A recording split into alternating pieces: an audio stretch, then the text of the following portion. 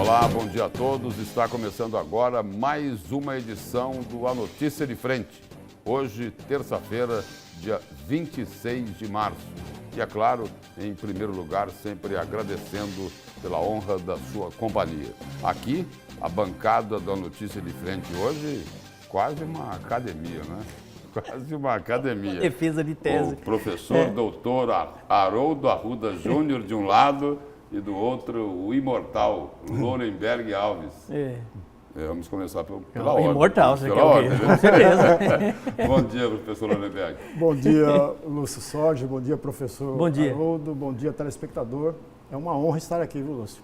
Revê-lo é sempre bom. Uma honra para nós também. Bom dia, professor Haroldo. Bom dia, Lúcio Sorge. Bom dia, professor Lorenberg Alves. Bom dia a todos os nossos telespectadores e telespectadoras da TV Vila Real.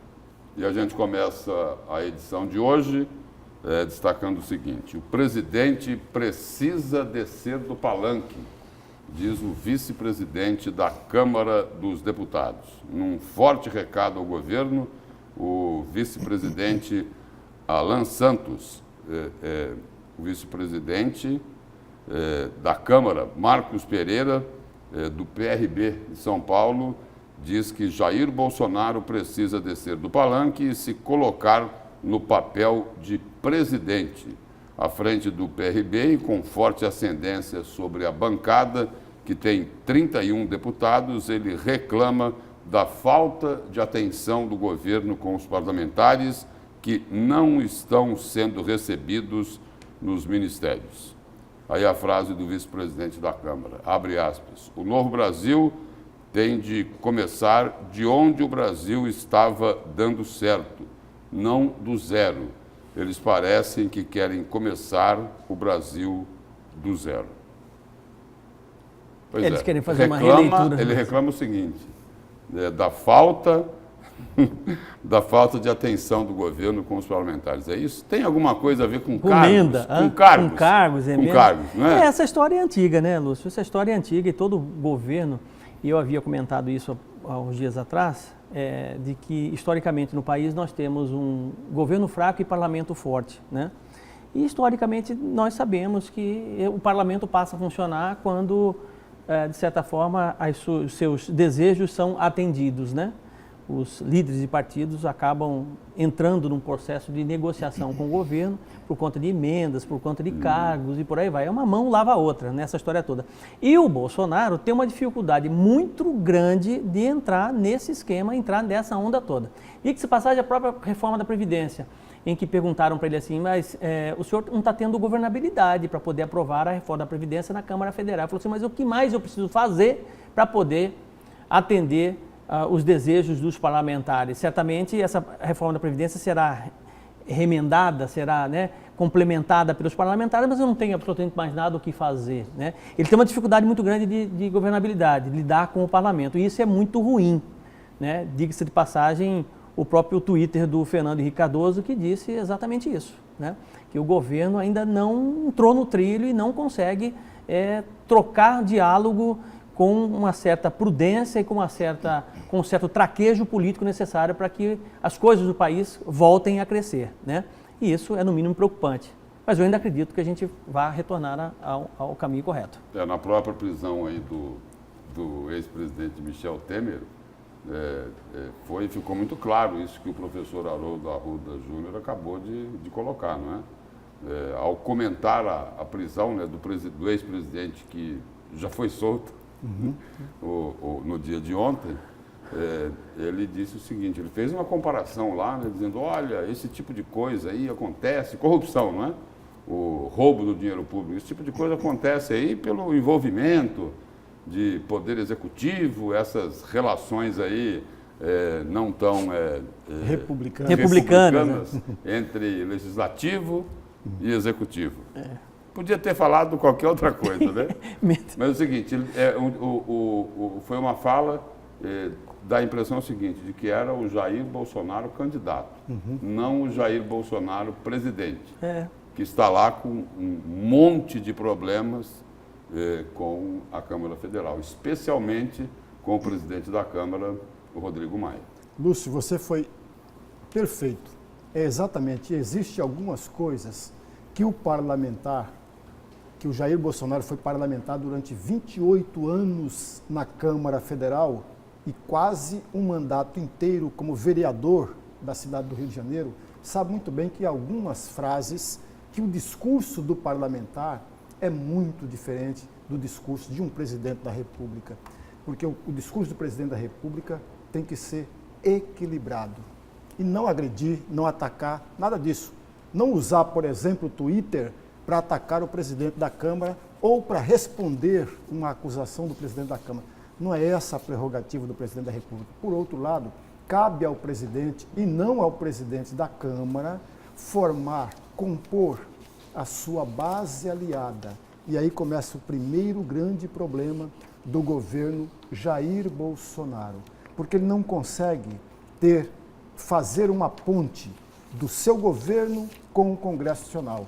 Tanto é, amigo telespectador, tanto isso é verdade, que dentro do próprio partido que ajudou a eleger o Jair Bolsonaro, que é o partido do próprio Jair Bolsonaro, também anda descontente com o próprio governo.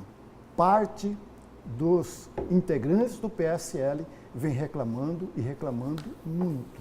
O Nascimento, que é um líder do Partido Democrata e que tem 13 ou 14 partidos, professor Haroldo, que ele é um dos grandes líderes desse partido, tem reclamado constantemente da falta de diálogo, da falta de conversa entre o governo e o Congresso Nacional. É claro que esse diálogo e que essa conversa passa exatamente com aquilo que o Lúcio lembrava a todos nós. Aliás, não é novo isso, é antigo, sempre foi desta forma e sempre será também desta forma.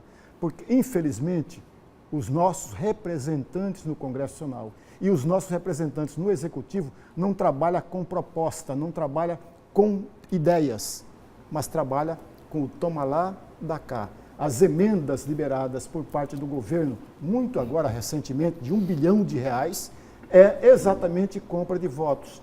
O segundo escalão já está quase todos loteados e fala-se, inclusive, no loteamento do terceiro escalão.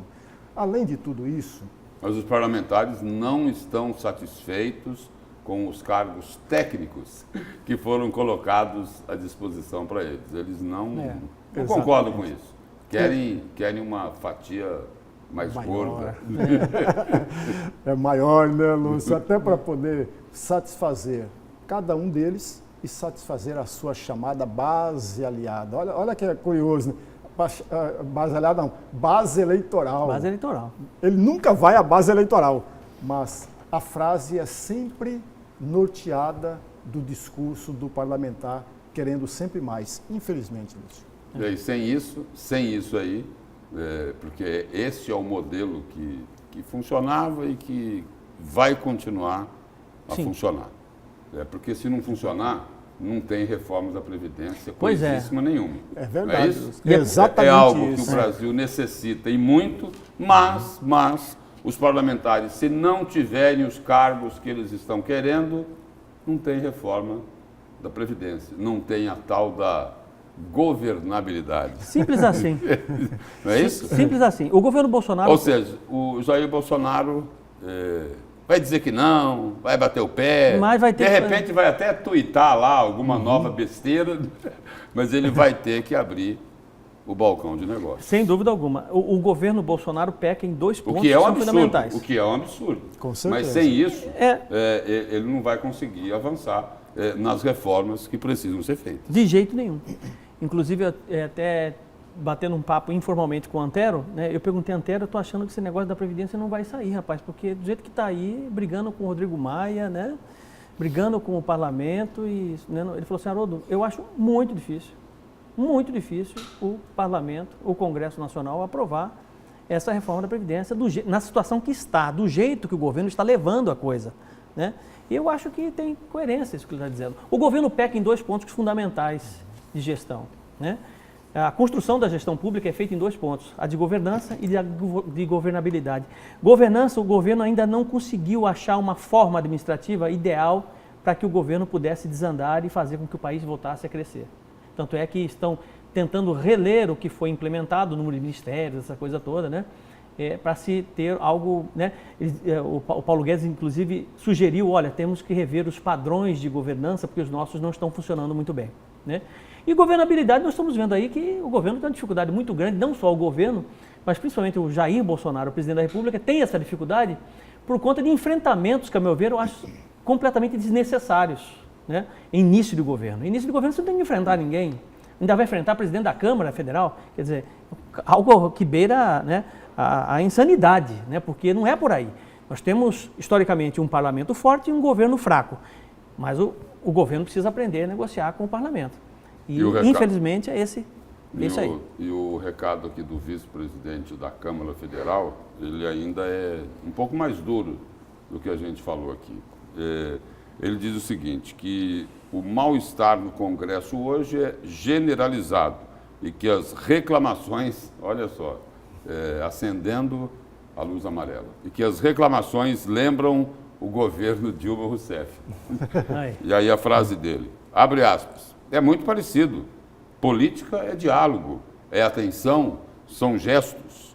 Não tenho visto gestos, atenção e nem diálogo. Fecha aspas. Foi duro mesmo. E não tenho visto cargos. Faltou só essa parte aqui. Mas isso eles não dirão, Lúcio. Isso eles não dirão. Não dirão. Esse diálogo, por trás do diálogo, são cargos. Né, mas o professor Haroldo, Lúcio, tem razão, e o Antero também tem razão, no que diz respeito da dificuldade que o governo terá para aprovar a Previdência Social. Eu vou repetir algo que eu sempre tenho dito. No governo Michel Temer, o governo mandou para o Congresso Nacional um texto, professor Haroldo, da reforma da Previdência Social. Esse texto ficou na Câmara Federal durante 5 meses. Vou repetir, esse texto ficou durante 5 meses na Câmara Federal e Lúcio sequer chegou ao plenário da Câmara Federal. Não passou pelo plenário, amigo telespectador. E o texto desfigurou completamente. E aí, só para provocar exatamente a nossa reflexão, na Câmara Federal, onde está o texto da Previdência Social, está sendo avaliada, analisada pela CCJ da Câmara.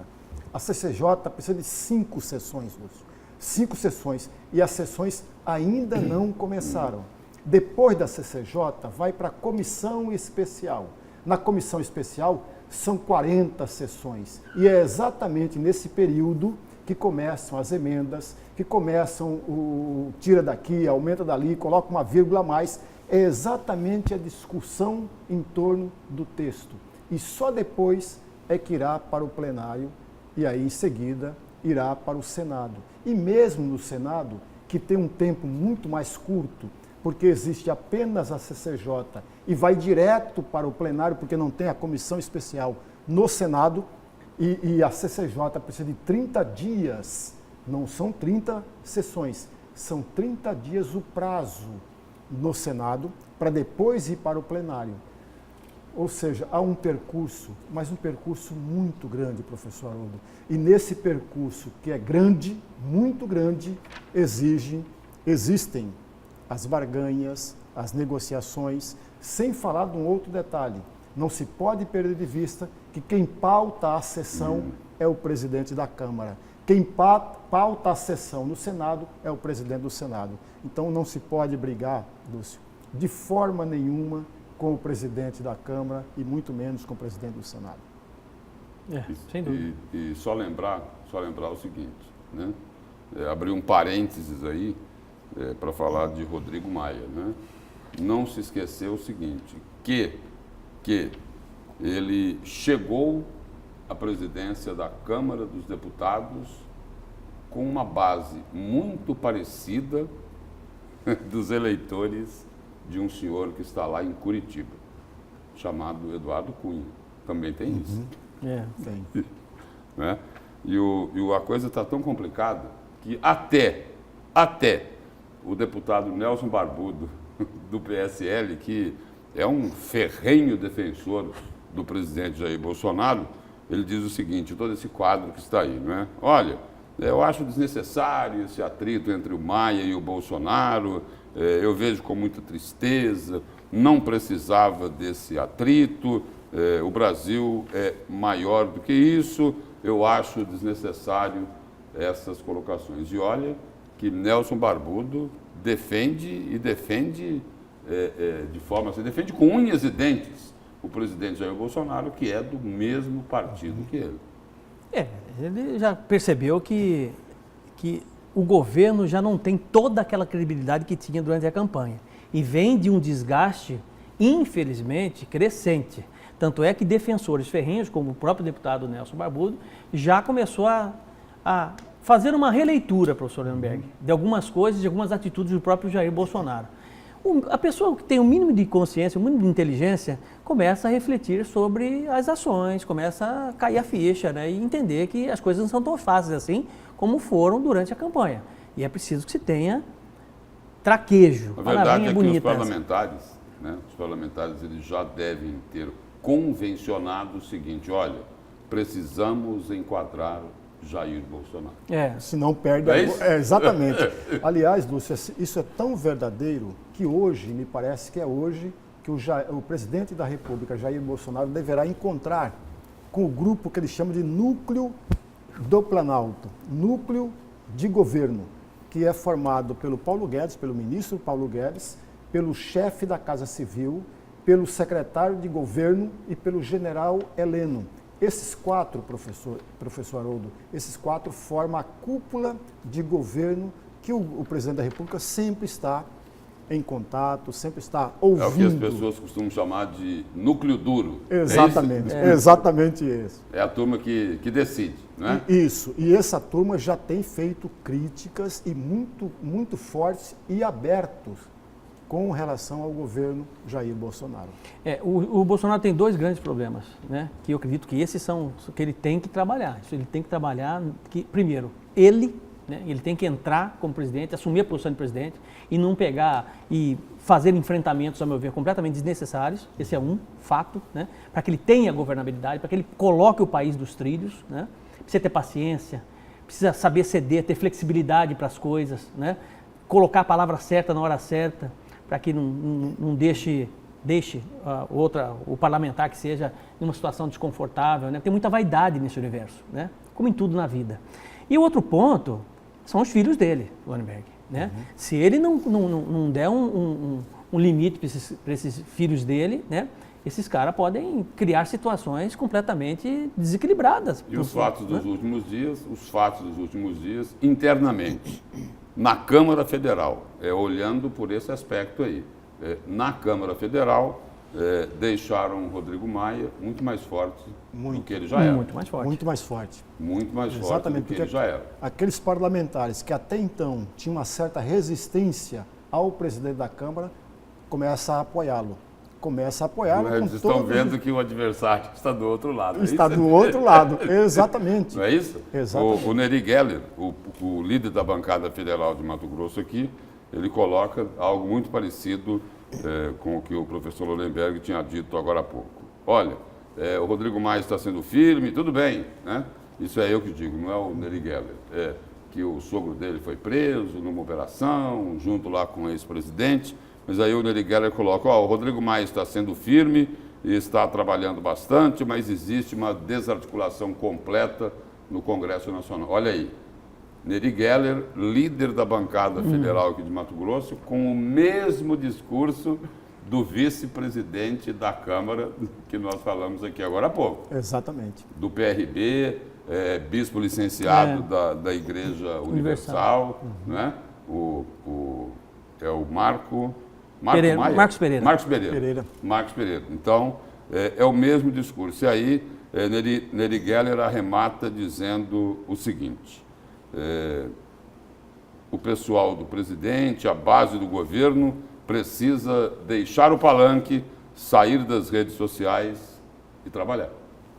Exatamente, já passou. Simples assim. Né? Porque o professor Haroldo, o Jair Bolsonaro, eleito presidente da República e com a votação expressiva, Lúcio, é bom repetir sempre isso, são 57 milhões e 90 mil eleitores que votaram no Jair Bolsonaro. Portanto, é uma votação expressiva. Ele foi para o governo com uma popularidade muito boa, Lúcio. Só que, à medida que vai passando o governo, ele vem perdendo e perdendo muito terreno. É aí que está a grande questão. E por que é que ele perde terreno? Porque ele age exatamente não como presidente da República, Lúcio. Quando ele usa as redes sociais para responder ataques ou provocações, isso não é prerrogativa do presidente da República. Mas tem algo mais profundo aí, professor. Tem algo mais profundo. Quando ele usa as redes sociais com o discurso que ele costuma utilizar, na realidade, ele não está agindo como presidente. Exatamente. Ele está ainda vestido com a roupa de candidato. E se ele está vestido com a roupa de candidato, ele não está falando para os brasileiros de uma forma geral. Falando só para ele os está eleitores falando dele. para os eleitores dele. Isso está errado. Então é o seguinte, então deve ser por isso, que os índices de popularidade dele caíram em torno de 14 a 15 pontos aí do início do ano para cá. E pode cair ainda mais. Exatamente se isso. Se não houver uma correção, exatamente. Uma correção de rota. É isso que todos nós torcemos. Nós torcemos claro que o Brasil dê certo, né? Para que ele consiga fazer essa ponte com o Congresso Nacional e as coisas começarem a andar. Porque até agora não andou, Lúcio. É porque o discurso, professor, todas as vezes que o discurso não tem consistência prática, né? Vou fazer isso, vou fazer aquilo, mas efetivamente isso não acontece, ou demora-se muito para acontecer, definitivamente as esperanças vão sumindo, né? E só para deixar claro aqui, para depois o nosso WhatsApp não bombar aí. Vai bombar. É o seguinte, o presidente Jair Bolsonaro está errado ao não querer abrir o balcão de negócios do Palácio do Planalto? Não, ele está certo. Ele está corretíssimo. Corretíssimo. Só que tem um pequeno problema. Ele tem lá os parlamentares, que é o seguinte, que tem o poder do voto na mão. O poder do voto na mão. E se Jair Bolsonaro não sentar para negociar, para conversar, para dialogar, e o seguinte, conversando, né, com uma linguagem que os parlamentares entendem, não é? A linguagem dos cargos. Sim. Se não ocorrer isso, as reformas não saem. Correm um risco muito grande. Essa que é a verdade. Sem dúvida. Né? Professor Lorenberg, seu destaque de hoje. Lúcio, professor Haroldo e telespectador, o meu destaque é exatamente que no sábado que passou, o PPS, que tem o grande presidente do PPS, Roberto Freire, reuniu-se na executiva do partido e foi aprovado. Deverá ter um outro encontro hoje ou amanhã a respeito disso. Foi aprovado que o PPS deixará de ter o nome de PPS e passará a ter o nome de Cidadania. É o mesmo PPS que há 27 ou 28 anos trocou o nome de PCB, Lúcio, PCB por PPS. Agora está mudando o nome de PPS para Cidadania. E eles dizem, com todas as letras, é para que o partido possa reconectar com a sociedade. É o partido esse o tema. Cristóvão Buarque, né? Hã? Cristóvão Buarque é desse partido, não é? Não. Não? Acho que não. Eu acho tenho a impressão que é. Do PPS? Está indo para esse, que está com esse novo nome aí, Cidadania. Tá? Só me engano, acho que é. E o seu destaque, professor Haroldo? Olha, semana passada muitos vibraram, né? Outros ficaram felizes, alguns ficaram tristes, né? Mas certamente poucos ficaram tristes com essa notícia, que foi a notícia da prisão do Michel Temer, né? Eu confessei para várias pessoas dizendo que eu não fico feliz, né? Mas eu fico aliviado de uma situação dessa, né? Considerando, sobretudo, as provas que todos nós sabemos que existem várias, né? Tanto é que na decisão ontem do desembargador, esqueço o nome dele, Antônio Ivan Atié, né? do TRF2, né?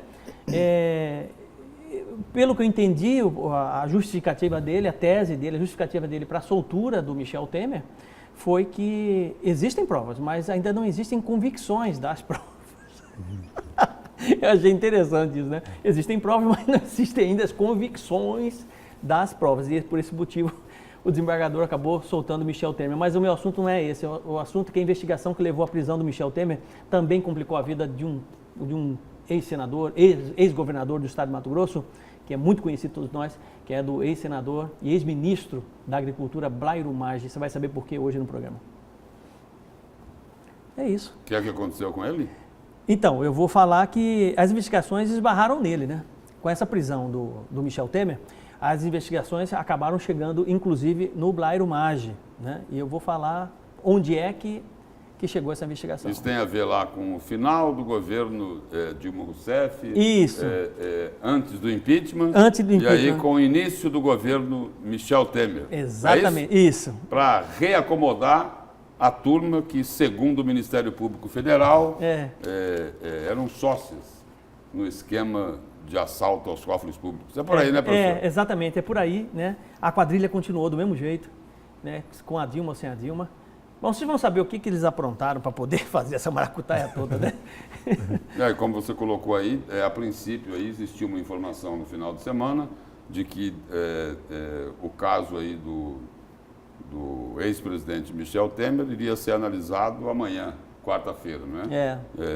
Pelo colegiado. Mas aí resolveram, o desembargador lá resolveu antecipar e soltou na segunda. A decisão e ontem ele deu liberdade ao ex-presidente Michel Temer. E ele era o desembargador, o desembargador Antônio Ivan Atier.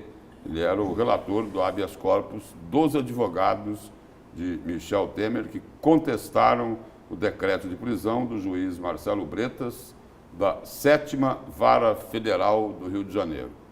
Que é o seguinte, sim, é uma espécie de sucessor de Sérgio Moro na Operação Lava Jato. O Bretas, né? O Bretas. Eu li toda a decisão, não sou advogado, professor, mas eu sou um curioso e gosto de ler, né? E até onde eu entendi, né, na decisão dele, acho que um especialista seria até melhor para dar opinião do que eu. Mas o que eu entendi é exatamente isso, que as provas existem, né? Mas as convicções delas, né, de que realmente isso aconteceu, né, a época, isso aí não se tem. Então, por esse motivo, né, ele foi solto. As investigações, professor, têm corrido de forma muito sistemática. Como não terminou ainda essas mesmas investigações, tanto é verdade que o Michel Temer não é nem réu, nem em condição de réu, e foi preso. Não estou aqui defendendo o Michel Temer. Sim, eu estou entendendo. Estou colocando todo o processo como se deu. E a investigação, o decreto de prisão foi amarrado exatamente aí. Quando não se tem, de fato, isso que o desembargador tão bem colocou. A convicção... Só que é preciso lembrar o seguinte, a acusação ali era de um roubo, né? De um desvio dos cofres públicos. 44 bilhões. De 1 bilhão e 800 milhões de reais. E durante não sei quantos anos. Às vezes é até difícil, né, de dimensionar esse valor. Eu não sei contar. Não, a acusação é o seguinte. Calculadora minha não sei isso, não. Um VLT e uma Arena Pantanal juntos. Juntos. E aí tem que lembrar o seguinte também, né? Teve lá aquele ex-assessor de Michel Temer. De mala. Correndo pelas ruas com uma mala 500 de 500 mil reais. Teve lá a delação dos irmãos Batista, né? O escândalo dos foram portos, chamados né? lá de bandidos, né? Pelos políticos, né? O Joesley e o Wesley Batista, quer dizer, tem muita coisa. O escândalo dos portos. E aí né? o assessor lá de Michel Temer, né? O coronel Lima, né? Escondendo o celular embaixo do sofá. Quer dizer, as coisas não são bem por aí. Não, falando os advogados de Michel Temer, eles dizem uma coisa, lógico, eles estão na função de defender o cliente. Agora, me parece o seguinte, que um juiz federal não vai decretar, tudo bem, o desembargador ele pode, tanto é que relaxou a prisão do ex-presidente Michel Temer, do ex-ministro Moreira Franco, que é sogro lá do Rodrigo Maia. Também está solto. Não, também solto. E mais 5. Mais 5. E mais 5. E o Coronel Lima também. Todos foram soltos. Todos. Né? Agora, me parece que um juiz federal, no caso é o Marcelo Bretas, não ia decretar a prisão de todas essas pessoas se ele não tivesse elementos, né? Suficientes para isso. Sem né? dúvida. E a observação, Lúcio, todo mundo esperava, inclusive eu, que os advogados recorreriam ao Supremo Tribunal Federal. Quando, na verdade, eles fizeram uma tática diferente. Eles recorreram ao tribunal, ao TRF2, depois eles recorreriam a outra instância superior, mas passaria pelo TRF2, até porque esse desembargador já concedeu habeas corpus para outros acusados. Agora, é preciso fazer uma segunda observação. O habeas corpus, amigo telespectador, todos nós sabemos isso, é um instrumento muito importante, professor Haroldo, mas muito importante, Lúcio. Todos nós sabemos, e você sabe disso muito melhor do que eu, como grande jornalista que o é. Então, o habeas corpus é importante e necessário. Mas houve uma época, professor Haroldo, durante a ditadura, que concedia o HC e o advogado chegava na prisão com HC, só que não tinha mais corpos. O corpo desapareceu. Então, por isso a importância do HC para o processo democrático. Até para evitar outras injustiças. Não estou falando que o caso do Michel Temer... Mas, professor, no Brasil existe quase que uma fábrica de HC, né? Para quem tem... Eu nunca vi, por exemplo, eu vi situações de governador ser preso, aí entra com um HC, nega, uma semana depois entra com o outro. Mas é o papel... E não custa a gente lembrar também, até aí, em defesa, né, do pedido de prisão do juiz Marcelo Bretas, que Michel Temer barrou por 2 vezes na Câmara Federal a abertura de um processo para que ele fosse investigado pelo Supremo Tribunal Federal. E o que a imprensa comentou é o seguinte, que custou e muito caro aos cofres públicos barrar essas 2 investigações pela Câmara Federal para que ele não fosse investigado pelo Supremo Tribunal Federal. Quer dizer, quem tem convicção da própria inocência precisaria fazer isso? É o questionamento que se faz. Pois é, mas isso é... Bom, Selma Arruda tem convicção da própria inocência há muitos meses, não tem? Desde o começo da primeira acusação? Pois é, mas não desenvolve, não resolve, né? E ela deveria ser a mais interessada nesse processo todo e prontamente correr atrás para que isso pudesse ser solucionado. Mas o que eu observo, infelizmente, é que existe uma tentativa de postergar a coisa cada vez mais, professor. Empurrar para frente, o que eu acho completamente desnecessário. Bom, seguindo aqui, nós vamos mostrar agora alguns trechos aí de uma entrevista concedida ontem ao Jornal do Meio-Dia pelo deputado federal José Medeiros, do Podemos. Aí ele falou sobre reforma da Previdência, falou lá sobre o pacote anticrime e também aí sobre essa polêmica aí, que é uma proposta dele, não é? De acabar com o exame da ordem para os bacharéis em Direito. E ele admitiu ontem, viu, professor Haroldo? E o seguinte, ele teve, sim, parentes reprovados no exame de ordem da OAB. Mas vamos aí acompanhar alguns trechos da entrevista. Deputado, começar aí por essa polêmica da OAB. Por que é que o deputado José Medeiros quer o fim do exame de ordem? A OAB é totalmente contra isso. Não poderia ser diferente, né? Não, o exame de ordem, para que quem está nos vendo possa ter uma ideia, ele foi criado em 1994, até 94 não havia isso, no curso de Direito especificamente. O que nós estamos fazendo um debate não é nem contra ou a favor do exame de ordem, é a favor da Constituição. A Constituição, lá no artigo 5º, diz que é o seguinte, todos são iguais perante a lei, sem distinção de crédito, enfim, todo mundo sabe desse artigo. Acontece que numa formatura, que talvez seja o ato jurídico mais perfeito que tem, tal padre, tal prefeito, tá todo mundo da cidade, todo mundo empalitosado, os alunos formados vão lá receber um documento. Todos eles carimbados pelo MEC, reconhecido pelo MEC, dizendo, está apto a exercer a profissão. O garoto de Direito recebe, ou de Medicina recebe, e na segunda vai trabalhar, de médico. O da Engenharia também. O de Direito não. E por que não? Seria melhor, então, estender esse exame aí para todas as outras profissões, deputado? Até para que, quando esse profissional chegar lá ao mercado de trabalho, a categoria dele sabe que ele tem condições de prestar o serviço que ele vai prestar? Eu confio num diploma do MEC. Ou então, se não confio, eu tenho que exigir que aquele diploma valha alguma coisa. O que não pode é o MEC expedir um diploma cujo pai pagou 5 anos e depois aquele diploma não vale nada. Ainda sobre essa questão que o Lúcio falou que a OAB é contra, porque a OAB argumenta que existem muitas faculdades de direito que é preciso uma atenção também nesse sentido. Se vai tirar o exame da ordem, é preciso também fechar as portas de muitas faculdades de direito pelo Brasil afora. Concordo. Por que a OAB não bate as portas do MEC? Por que não enfrenta o MEC? É muito mais fácil enfrentar o bolso dos pais, dos alunos, colocando um ônus desse sobre os alunos, ao invés de cobrar a qualidade do MEC. Porque isso era muito fácil. Antes do sujeito receber o diploma, o próprio MEC faria, então, um exame lá e falou, você só recebe o diploma se você passar nesse currículo mínimo. Seria o MEC que dá, não o seu concorrente, te fazer uma prova. Então, a OAB, que tem interesse que o mercado não cresça, vai colocar uma prova para as pessoas. Além de ser notadamente imoral, é uma gambiarra que não se sustenta pelo fato de que outros cursos muito mais importantes do ponto de vista da importância para a sociedade, o cara que vai partir a barriga da gente com bisturi, eu acho que ele teria muito mais que ser examinado e tudo mais do que um advogado que não sabe mexer com a vadimeco. O cara que vai construir um prédio que pode cair na cabeça da gente, muito mais. E a gente não vê essas tragédias por aí, não. Então, assim, tem má qualidade no ensino brasileiro, a gente tem que melhorar. Mas o caminho é o MEC, não cada corporação de ofício começar a fazer seu exame.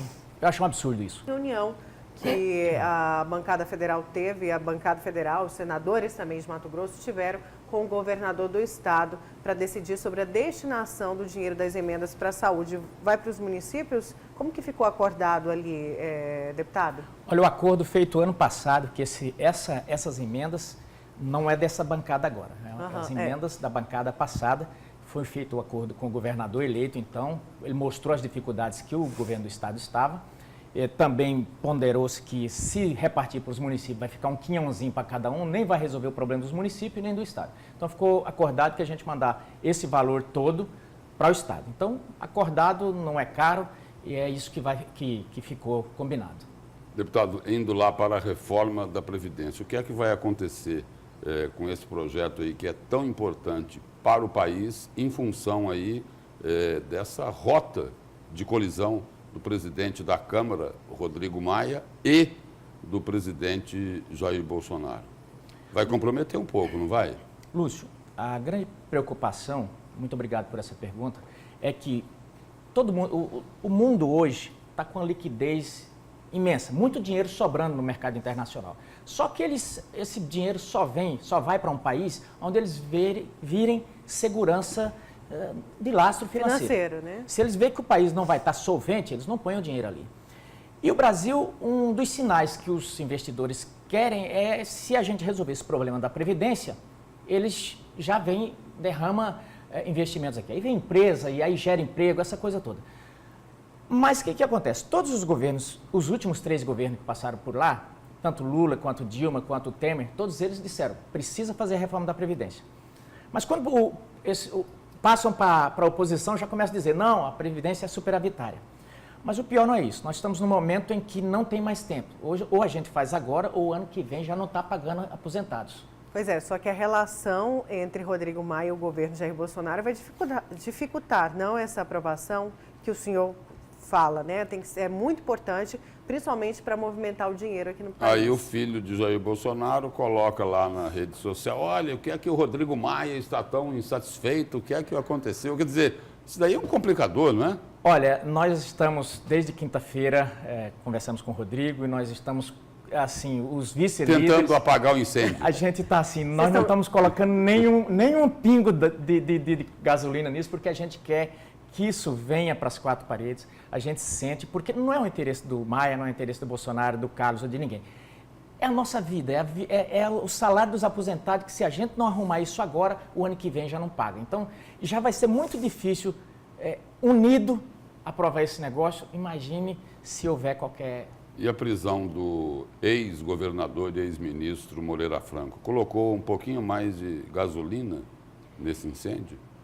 Eu não Porque sei. Teve lá também teve lá aquele desentendimento de Rodrigo Maia com o ministro Sérgio Moro.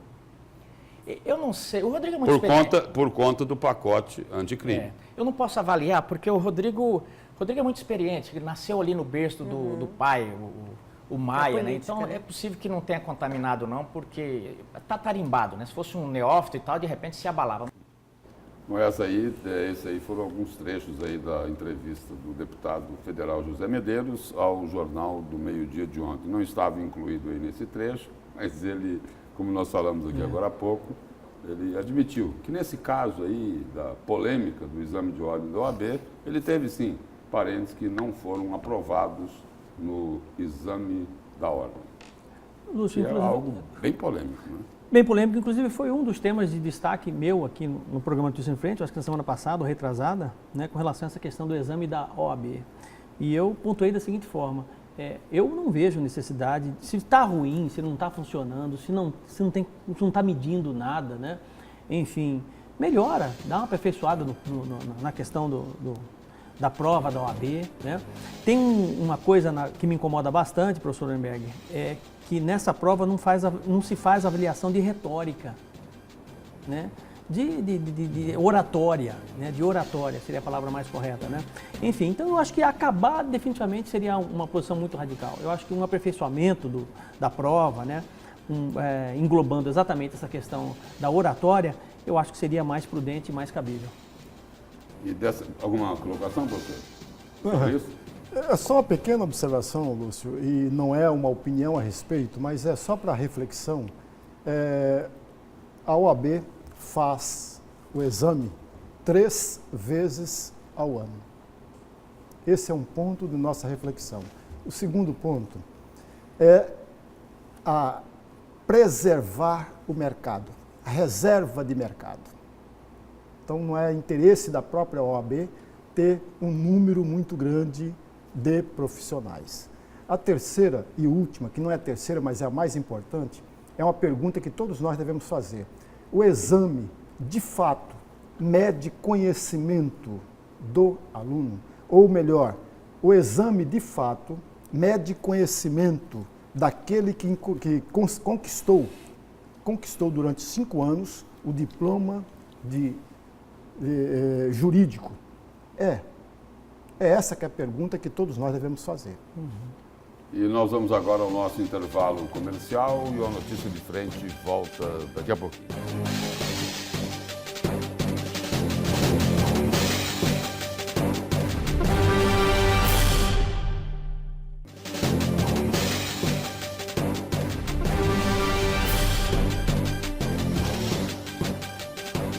Nós estamos de volta com a Notícia de Frente desta terça-feira.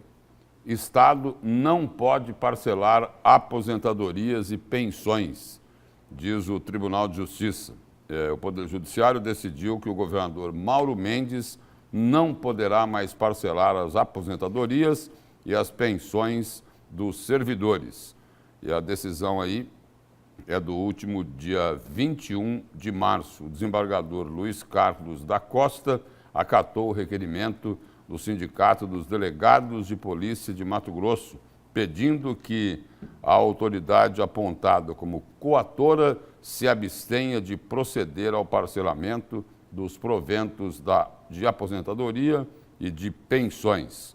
O mandado de segurança coletivo teve por base a decisão do governo Mendes em parcelar os salários dos servidores a partir da folha de dezembro de 2018, além de parte do 13º do ano passado. Vai pesar para o governo, né? Sem dúvida alguma, porque não vai poder parcelar, o fluxo do caixa fica mais difícil para o governo do estado, mas é uma decisão boa para os pensionistas, para os aposentados, né? Mas convenhamos, né, professor? É uma decisão acertadíssima. Sim. Porque o aposentado... Ele precisa do recurso, né? Para Exatamente. comprar remédio, comprar um monte de coisa. Tá certo. Eu também acho que existem algumas coisas que são prioridades, né? E essa é uma delas. Né? É uma delas. Uma outra informação aqui, o secretário de Saúde diz que município e estado precisam fazer planejamento na Santa Casa.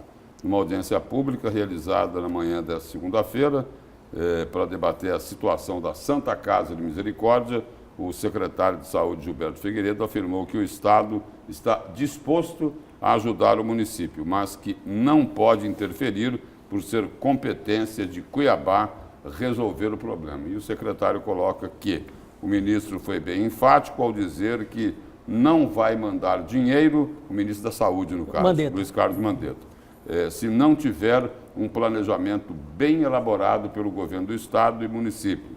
O Estado está ao lado do município para resolver esse problema, mas não podemos intervir, diz o secretário, porque seria um desrespeito com a autonomia do município, que é de gestão plena na área de saúde. Perfeito, né, Lúcio? Perfeito.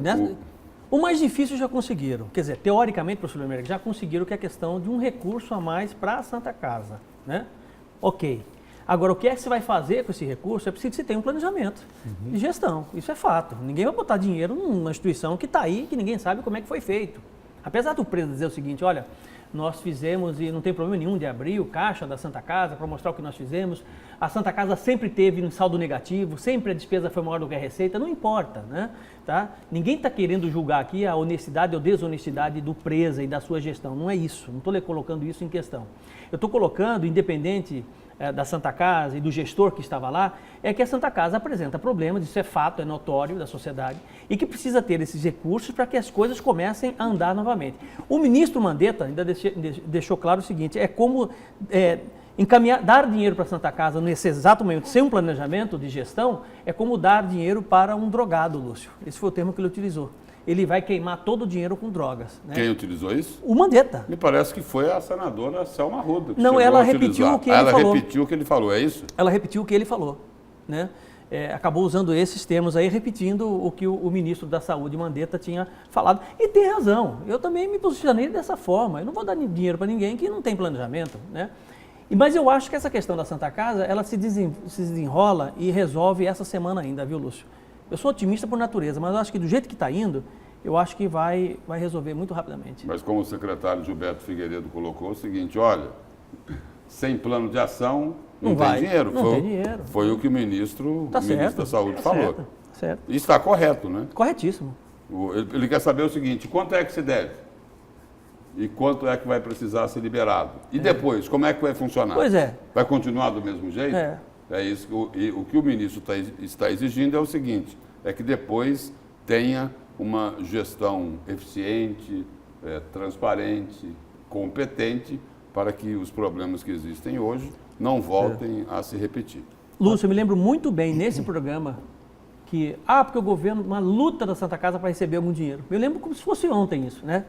Aí com muita luta, passou 3 milhões para a Santa Casa. Aí passou 2 meses para frente, professor Lemberg, começou aquela luta de novo, mais 2,5 milhões para a Santa Casa. Eu disse o seguinte, esse dinheiro não vai dar nunca. Eu disse isso como se fosse ontem. Não vai dar nunca. Por quê? Porque não se tem um planejamento de gestão. Você pode dar 2 milhões, dar 3, dar 4, dar 10, dar 20. Entendeu? Nunca vai resolver. Porque não adianta, professor. Se não tem planejamento, não vai. Se não tem controle, não tem fiscalização do que entra, qualquer empresa não funciona. Entendeu? Lembrando que a Santa Casa é uma empresa privada. Estou errado? Tá certo. É uma empresa privada. Precisa saber gerir, né, as questões de gestão, enfim. E o que está precisando agora é de um corpo técnico, uma comissão técnica que possa assumir isso e colocar no trilho, só isso. Até para pagar os salários atrasados, que me parece é um número de 6, o funcionário tem para receber 6 salários, isso não é fácil. Até para pagar isso, é preciso ter um planejamento, um programa de pagamento, senão o dinheiro não vai dar. A folha é 1 milhão e pouquinho, professor, mas 6 atrasadas dá 6 milhões, 7 milhões para pagar tudo. 7, 8 milhões. A Santa Casa, na realidade, é o seguinte, ela se coloca, ela é um hospital filantrópico e deveria funcionar como tal, porque um hospital filantrópico, ele não visa lucro, correto? Correto? Teoricamente é isso, né? Teoricamente. Mas nos bastidores, né, tinha informações de que, de repente, por falta de fiscalização, não é isso? De repente, não era o que vinha ocorrendo na Santa Casa de Cuiabá. E isso precisa ser esclarecido, né, precisa ser muito bem explicado, né? Principalmente agora, quando se busca aí uma solução, né? Porque o que é preciso agora é reabrir a Santa Casa. Claro. Não pode mais ficar com as portas fechadas, né? Exatamente. Leitos desocupados, UTIs desocupados. Transferindo paciente de um canto para outro. Enquanto o caos da saúde está instalado aí, não só aqui na capital, em todo o estado de Mato Grosso. É verdade. É isso? É isso. E as coisas se misturam, né? As coisas se misturam. E como, né? E agora, nós vamos falar sobre o aniversário dos 300 anos de Cuiabá. Teve esse problema aí que o Ministério Público fez a recomendação para não liberar a Arena Pantanal, o governo do estado, sem necessidade, acatou a recomendação de não liberar a Arena Pantanal. E aí, de outro lado, agora, a informação que tem é a seguinte, que este cancelamento dos shows lá de Leonardo, de Chitãozinho e Chororó, Jota Quest, Zezé de Camargo, Jota Quest, a informação é de que o cancelamento não deverá acarretar prejuízo financeiro aos cofres públicos. Quem garante é o secretário de Comunicação de Cuiabá. O veto do governo em ceder a Arena Pantanal para o Festival Cuiabá 300 anos fez a Prefeitura Municipal cancelar o evento. Apesar de existirem outros espaços da capital para os shows nacionais, a Prefeitura preferiu não realizar o festival. O secretário de Comunicação, Júnior Leite, garante que o acordo para a cessão foi feito em outubro do ano passado e que, apesar da medida, não haverá prejuízo aos cofres do município. Quando se ocorre alguma coisa dessa natureza, na verdade, tanto os fornecedores quanto os artistas, eles veem isso como uma situação que não houve não foi uma falta de planejamento, não foi uma quebra de contrato no sentido que não vou te contratar, vou contratar outro, o evento não vai acontecer, diferente se fosse acontecer e você estivesse substituindo um artista ou um fornecedor.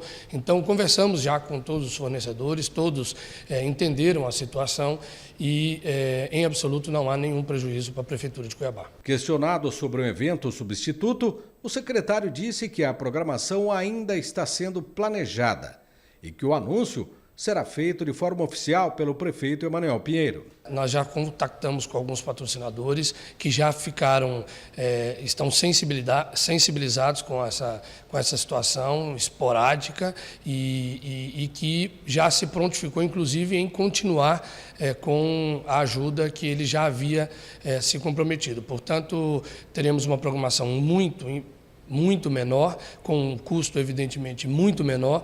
Então, muito provavelmente, o prefeito Emanuel, com a sua habilidade aí de conversar com a iniciativa privada, vai conseguir fazer com que esses eventos sejam feitos também pela iniciativa privada. O carnaval foi cancelado porque o prefeito disse que faria junto com a programação dos 300 anos. E agora? Agora estamos também. Está dentro dessa programação que nós conversamos esse final de semana para incluí-los dentro desta programação e devemos ter, sim, o desfile dos blocos de carnaval para essa programação. Ainda, como eu te disse, não está ainda definido, mas o prefeito Emanuel Pinheiro está vendo todas as possibilidades para fazer, inclusive, a inclusão desse segmento que é importante e cultural da nossa cidade. Nas ruas, a população se divide sobre a medida. Para muitos, o cancelamento é bem-vindo. Outros se mostraram espantados com a notícia. Eu não sabia que tinha sido cancelado. Você que está me falando agora. Eu não sabia. Não sabia. É vergonhoso um prefeito de uma cidade igual a essa nossa não ter um segundo plano para fazer uma festa daquela ali. O pessoal precisa comemorar Cuiabá, as ruas limpas, entendeu? Saúde, tem que fazer investimento de outra forma. Tá tudo errado. Ótimo, cancelar o carnaval, cancela também porque a população de Cuiabá não está satisfeita com a administração de Cuiabá. Nós temos que atender a Santa Casa, que esse aí que está precisando mais festa, mas não precisa de festa não. Secretário, essa questão do cancelamento do Festival dos 300 anos é tida pela Prefeitura como irreversível? Sim, irreversível. O prefeito já fez o comunicado do cancelamento, já foi desmobilizado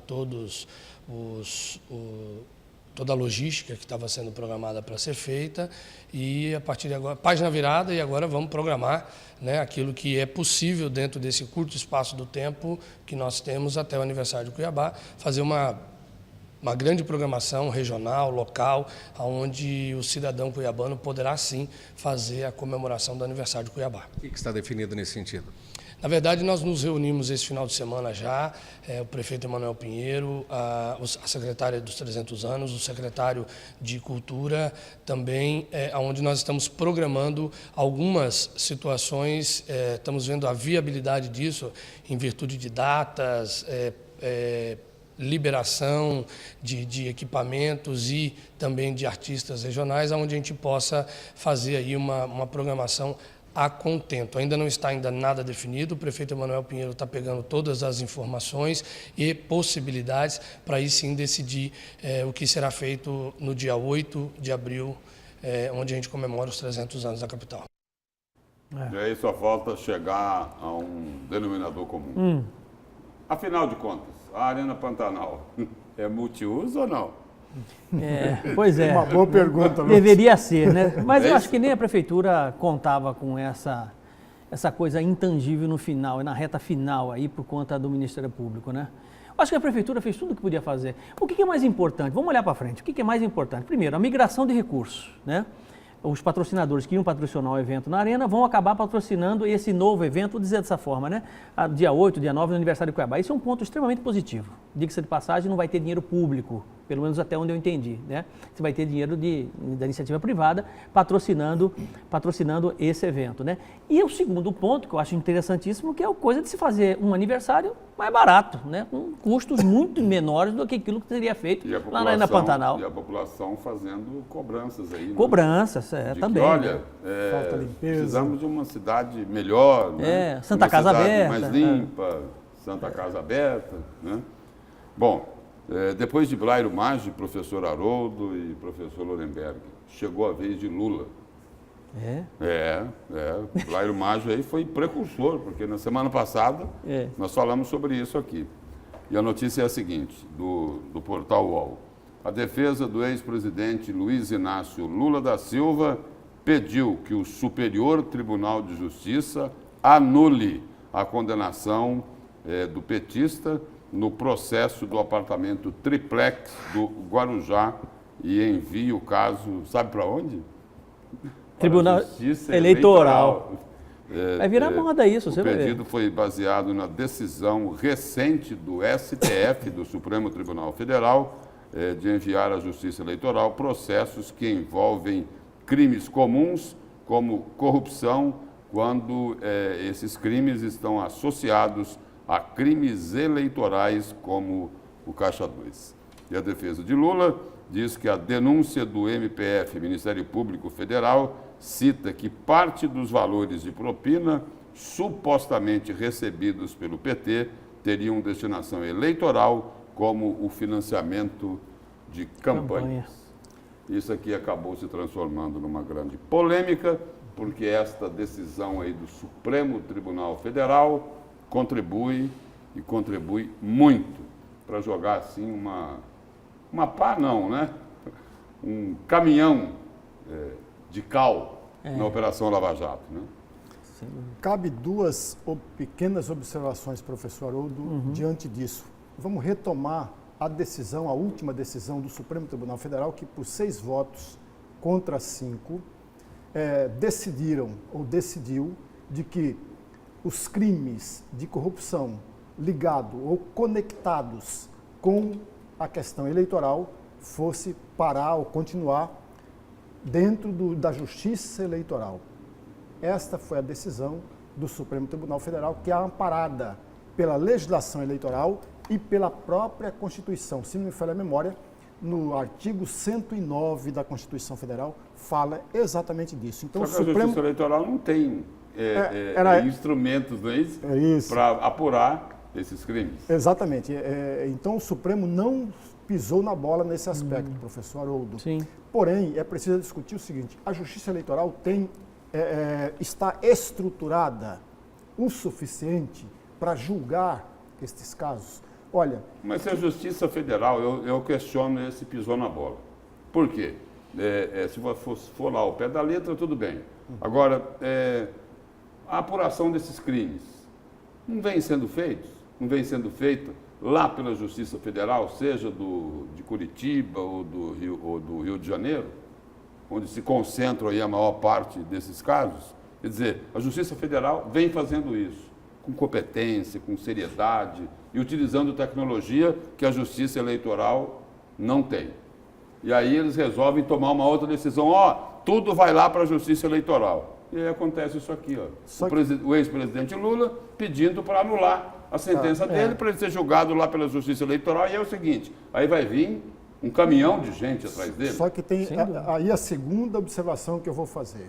Como eu li toda a sentença do juiz Sérgio Moro no que diz respeito à questão do Lula, desse julgamento do Lula, eu li a decisão do TRF4 em Porto Alegre e li tanto a defesa dos advogados do Lula e também as acusações do Ministério Público.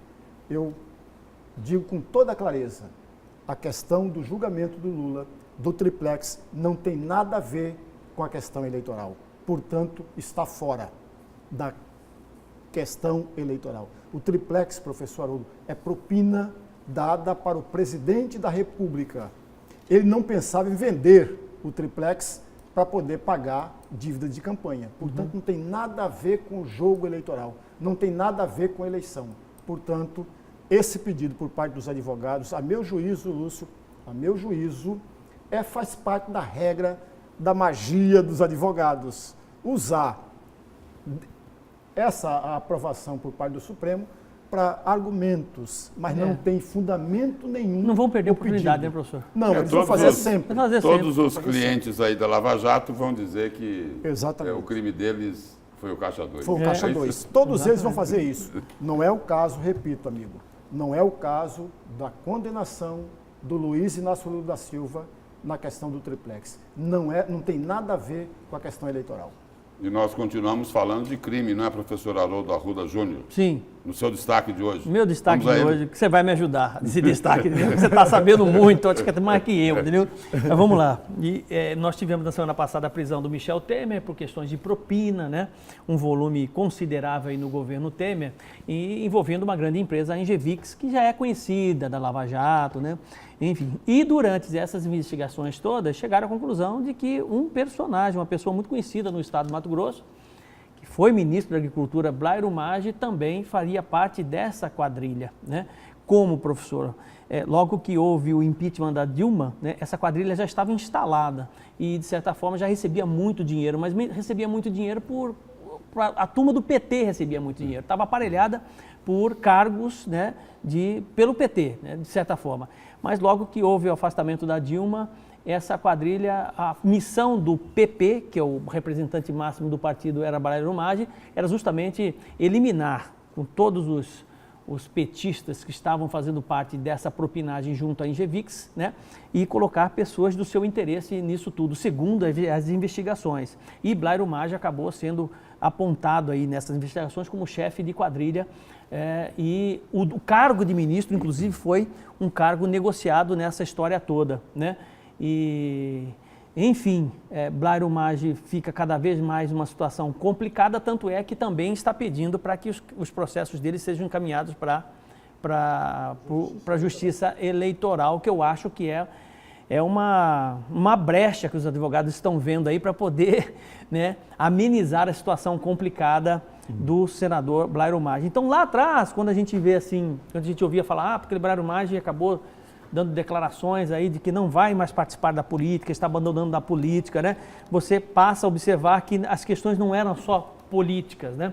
Ele passou a perceber que os processos, as coisas ligadas às prestações de contas junto à justiça iam ficar cada vez piores, né, ou maiores, né, e ele definitivamente teria que dar uma resposta. Tá aí, essa é uma acusação forte de envolvimento do Blairo Maggi como chefe de quadrilha, que ele vai ter que se explicar, e o cerco está ficando cada vez menor para o ex-senador e o ex-governador Blairo Maggi. Mas, professor, nesse caso,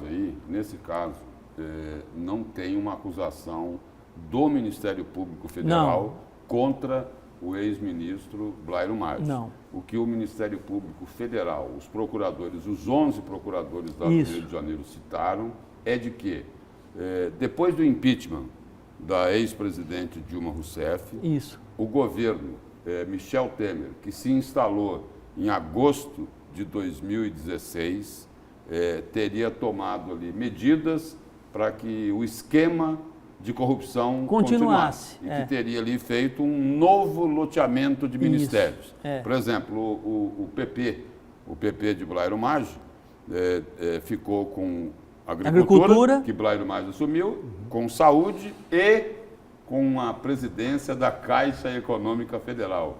É isso? Onde quem fazia muitas incursões ali era aquele outro, que está lá em Curitiba, né? Um senhor chamado Eduardo Cunha. E aí, esse rearranjo aí foi principalmente com o PP, né? E com o MDB de Romero Jucá, de Eduardo Cunha e de outras figurinhas aí que estampam com destaque o álbum da Lava Jato.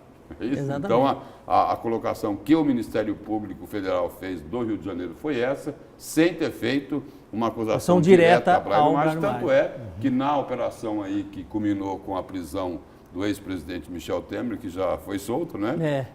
Não teve nenhuma medida em relação ao ex-ministro da Agricultura, Blairo Maggi. Vocês viram, o senhor viu como eu tinha razão? Não falei que o Lúcio ia me ajudar muito nesse destaque. O Lúcio não conseguiu esclarecer desse jeito, né? E só para concluir esse destaque aí, o ex-ministro da Agricultura, Blairo Maggi, vai ter que ficar quieto por algum tempo. Por algum tempo, Ele está passando por uma espécie assim de quarentena. Turbulência, no Grupo Amaggi. O que foi pedido para ele, o que os outros executivos pediram, para que ele não se manifeste muito, para que ele não se envolva em polêmicas, porque na condição aí de principal acionista aí desse império, não um conglomerado, né, desse império empresarial, ele possa voltar lá ao comando da multinacional. Tem que repensar. É aquilo que as pessoas falam de pessoa publicamente exposta, é isso? E nós vamos ao nosso intervalo comercial e a Notícia de Frente volta daqui a pouquinho com o último bloco.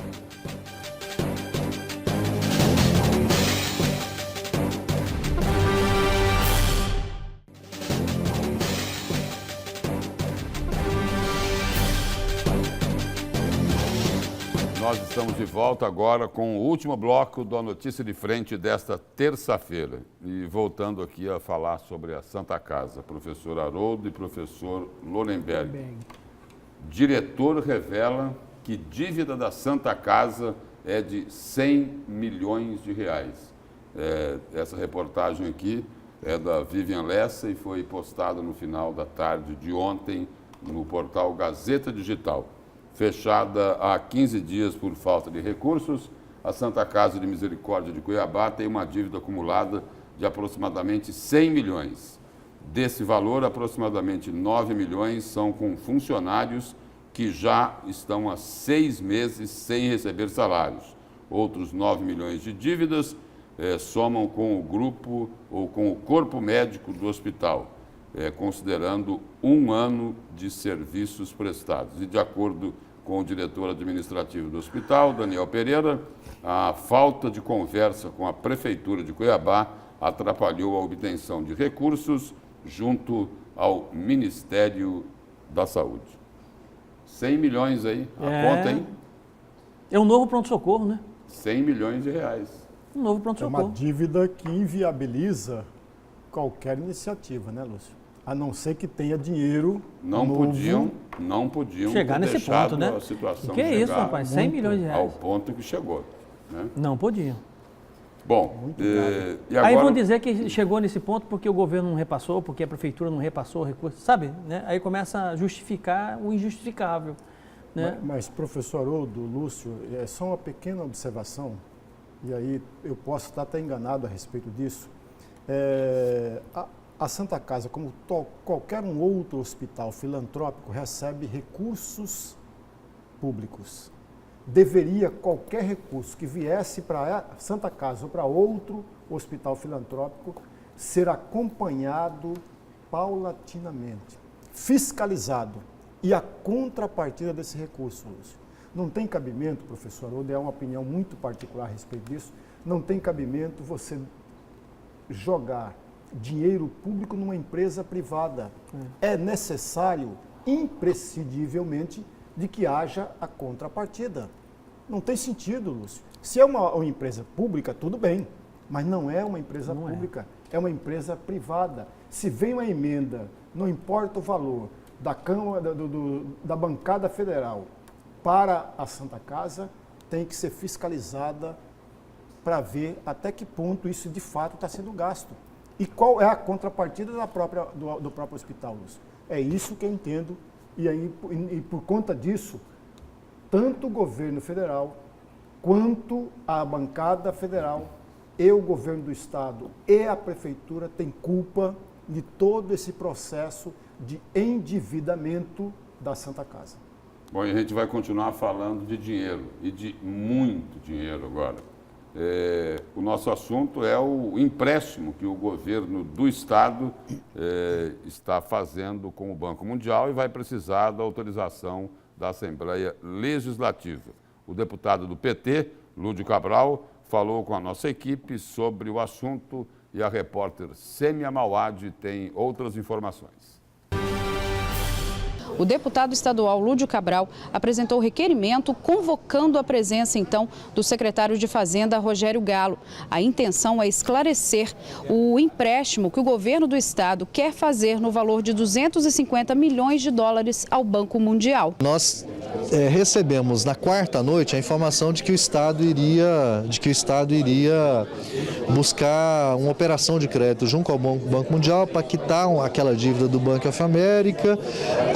Na quinta de manhã a mensagem chegou e, como ela veio cercada de questionamentos, eu imediatamente protocolei um requerimento de convocação do secretário de Fazenda para que ele venha esclarecer com detalhe a natureza dessa operação, que ainda é uma operação em dólar, por um prazo de 20 anos, o atual empréstimo ele se encerra em 2022, que vai se estender para 5 governos, para 4 governos, além do governo do Mauro Mendes, e nós temos que avaliar qual é a economia real que ela irá produzir para o Estado, se ocorrerá isso ou não.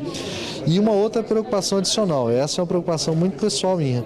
Que tipo de exigência o Banco Mundial está fazendo ao Estado para poder emprestar esse recurso? Essas instituições internacionais, elas não emprestam recurso assim, sem algum grau de exigência na gestão pública. Então nós queremos saber que exigências serão essas. O novo empréstimo seria pago no prazo de 20 anos e serviria para quitar uma antiga dívida com o Bank of America. Prazo longo, porque assim, sai de 5% para 3,5%, mas a longo prazo de 4 para 20 anos. Então assim, que economia de fato isso vai gerar, né? Então, a gente quer discutir isso com detalhe, com profundidade, para que a Assembleia tome uma posição bem consistente. Com imagens de Aguinaldo Gomes, Sêmia Mauad, para a Notícia de Frente. Sem dúvida aí, o governo do estado, ele afirma, já disse isso de forma muito clara, que tem urgência nessa análise lá do empréstimo pela Assembleia Legislativa, mas a indicação aí do deputado Lúdio Cabral do PT, ela é justa, né? Que o secretário de Fazenda, Rogério Galo, vá lá e dê as explicações aí em que situação esse empréstimo vai ser feito, quais as condições, se isso é importante para Mato Grosso. O governo do estado diz que é importante, porque aí teria uma economia de quase 800 milhões. Mas tem um problema aí, Lúcio, que é o seguinte, estão batendo cabeça com relação a se vai aprovar, se não vai aprovar o empréstimo na Assembleia Legislativa, mas até agora o Bank of America já deu a posição com relação à possibilidade de alongamento da dívida? Sim, mas isso já foi decidido? Sim, até porque senão... Porque senão não teria. Eu não vi nada disso ainda. Sim. Já teve aprovação do Bank of America, então? Sim, lógico, porque senão não iam entrar com um pedido de empréstimo. Porque tem que ter o alongamento da dívida, o Banco essa garantia já existe, de alongamento da dívida. Pronto, agora está na mão da Assembleia. De redução da taxa de juros, né? Professor, o seu destaque agora. Lúcio, professor Haroldo e telespectador, o PPS, que há 27 anos atrás, ele mudou de nome, ele não chamava PPS, ele era exatamente PCB. O PCB transformou-se em PPS, que foi sempre presidido, e muito bem presidido, pelo ex-deputado federal Roberto Freire. Roberto Freire sentou juntamente com a executiva do PPS para estudar, para analisar um outro nome para substituir o PPS. E o nome escolhido pela executiva do partido foi exatamente Cidadania. O PPS não é o primeiro partido que muda o nome e não será o último partido a mudar o nome. O amigo telespectador certamente deve lembrar que o MDB, agora MDB, chamou muito recentemente de PMDB, que antes do PMDB era exatamente MDB. O acréscimo do P no MDB foi exatamente em função da vinda do PP para o PMDB. O PP liderado por Tancredo Neves. Então a junção, a soma do PP com o MDB, criou-se aí o PMDB. E agora é MDB. O amigo também telespectador deve lembrar com certeza de que aquela antiga arena mudou-se para o PDS, depois PFL e agora é exatamente o DEM. Portanto, o PPS não é o último e nem o único partido a mudar nome. Mas veja, amigo telespectador, as argumentações utilizadas pela executiva do PPS para mudar o nome para a Cidadania. Ele diz com todas as letras, o partido precisa reconectar com a sociedade, reconectar-se com o eleitor, reconectar-se com a população. Além disso, ele traz um outro argumento. O partido precisa e carece entender as mudanças promovidas no mundo todo. Essas são duas grandes argumentações utilizadas pela executiva, pelo Roberto Freire, para a mudança de partido. Acontece, amigo telespectador, que não se muda, não se tem a reconexão com a população, com o eleitor, não se tem a aproximar com as mudanças promovidas no mundo todo, se você tão somente muda o nome do partido, Lúcio. Se as pessoas são as mesmas, se o comportamento é o mesmo. Então é preciso que mudemos, ou que o PPS mude o comportamento. Na verdade, muda-se o nome, sabe por quê, amigo telespectador? Para fugir das críticas do eleitor, para fugir da crítica e das denúncias feitas pela população com relação ao PPS.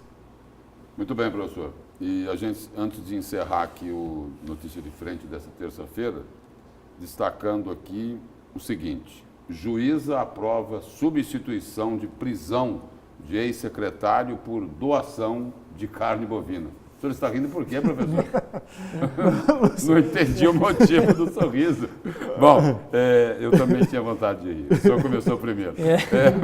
A juíza Ana Cristina da Silva Mendes, da 7ª Vara Criminal de Cuiabá, aprovou a substituição da pena de prisão do ex-secretário de Administração César Zilo por doação anual de 52 arrobas de carne bovina a instituições beneficentes em cumprimento ao acordo de colaboração premiada firmado pelo ex-secretário. Aí é o seguinte, né? Só explicando aqui. César Zilo era secretário de administração de Silval Barbosa. Ele não era acionista da JBS Friboi. que fique claro isso. Bom, e aí César Zilo, ele esteve envolvido no esquema apurado pela Operação Sodoma e na delação dele admitiu ter recebido propina de empresários no montante de R$1,5 milhão para manter contratos com o Estado. E o ex-secretário ainda deve cumprir 5 medidas cautelares, sendo elas comparecimento mensal em juízo para informar e justificar as atividades, não se ausentar da comarca por mais de 3 dias sem autorização da Justiça, não se comunicar com réus, com outros réus e testemunhas do processo, não frequentar órgãos públicos de Mato Grosso, exceto, tem uns órgãos públicos aqui que ele pode frequentar. ele pode frequentar o GAECO, o Ministério Público e o Fórum da Capital. E aí a última recomendação aí, a última medida cautelar, que não é recomendação, é de que ele deve se recolher diariamente à sua residência entre as 8 da noite e as 6 da manhã. Por falar em 6 da manhã, nós chegamos ao final da Notícia de Frente desta terça-feira e voltamos amanhã, às 6 horas da manhã. Até lá, um bom dia.